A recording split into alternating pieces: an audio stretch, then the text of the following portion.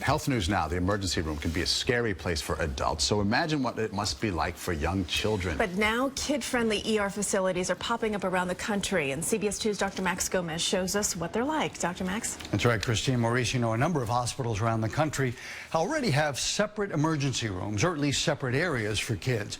Children don't need to see or be around the often gritty and disturbing life in an ER. But now some ERs are taking it a step further to make an ER visit fun. Well, almost.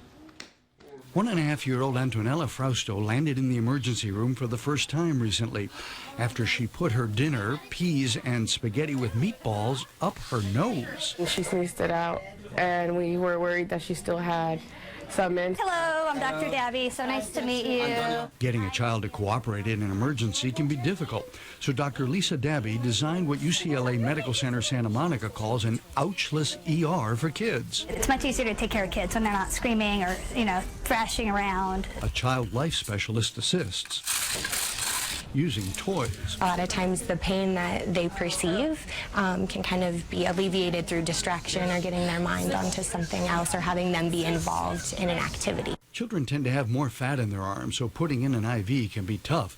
Nurses here use a device to make sure they get the vein the first time, so children only get stuck once. Once you kind of poke them once, they start to get upset. And if you could just nail it the first time and everybody's happy and we're done, we can move forward. Doctors also use nasal sprays to deliver medications instead of shots, and surgical glue instead of stitches when possible. The wheels on the bus go round and round, round and round. Antonella did not put up a big fuss when doctors removed more of her dinner. If we didn't have all the other things to distract her, I think she would would just have a tantrum and start crying. Yeah. In fact, her mom says she didn't cry at all. The ouchless ER trend seems to have started in California, but it's spreading east as hospitals realize that you get better outcomes with happier, less panicked patients.